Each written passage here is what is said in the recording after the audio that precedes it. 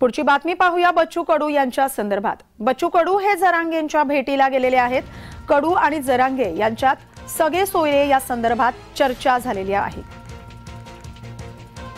सरकारने सगळे सोयरे हा शब्द दिला होता आणि त्यावरून जरांगे हे त्या मुद्द्यावर चर्चा करत आहेत। बच्चू कडू यांनी भेट घेतलेली आहे आणि त्या भेटी दरम्यान सगळे सोयरे या शब्दावरच त्या दोघांमध्ये चर्चा झाल्याचं समजतंय। आरक्षणाच्या संदर्भातच सरकारकडून हा शब्द दिला गेला होता आणि त्याचप्रमाणे हा दिलेला शब्द सरकारने पाळावा अशी मागणी मनोज जरांगे यांनी केलेली आहे।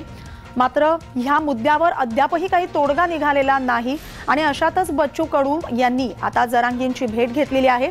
या भेटी दरम्यान त्यांच्या दोघांमध्ये सगळे सोयरे या संदर्भात चर्चा झाली असल्याचं समजतंय।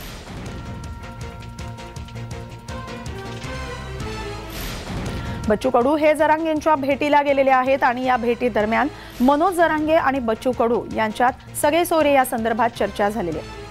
आमचे प्रतिनिधी विजय चिडे आपल्या सोबत जोडले गेले आहेत। विजय, काय सांगाल? बच्चू कडू आणि जरांगे यांची भेट झालेली आहे, त्यांच्या भेटी दरम्यान सगळे सोयरे या संदर्भात चर्चा झालेली आहे। आणखी कोणत्या मुद्द्यांवरती, कोणत्या विषयावरती चर्चा झाल्याचं समजतंय?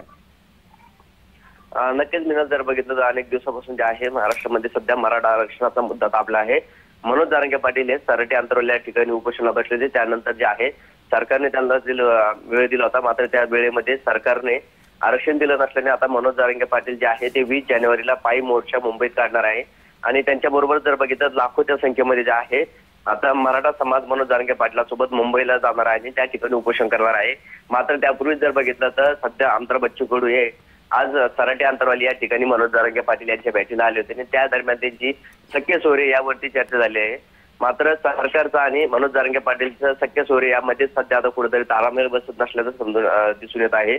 मनोज जरांगे पाटलाची मागणी आहे सख्य सोयरे म्हणजे पत्नी असेल, पत्नीचे नातेवाईक असेल हे त्यामध्ये येतात, मात्र सरकार त्याची वेगळी व्याख्या लावत आहे।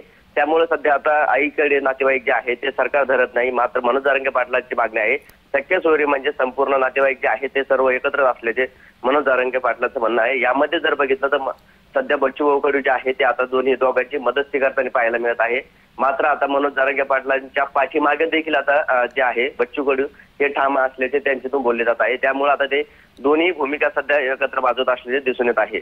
मिनल, अगदी विजय, आपण सुरुवातीपासून पाहिलं तर मनोज जरांगे यांच्या मागण्या या दिवसेंदिवस बदलत गेल्याचंही आपण पाहिलेलं आहे। आता सगळे सोयरे या शब्दावरती त्यांनी जोर दिलेला आहे, कारण सरकारने हा शब्द दिलाय त्यामुळे तो पाळावा असं जरांगेंचं म्हणणं आहे।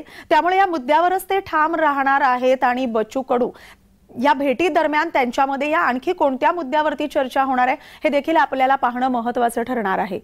विजय, धन्यवाद तुम्ही दिलेल्या एकूणच या माहितीसाठी।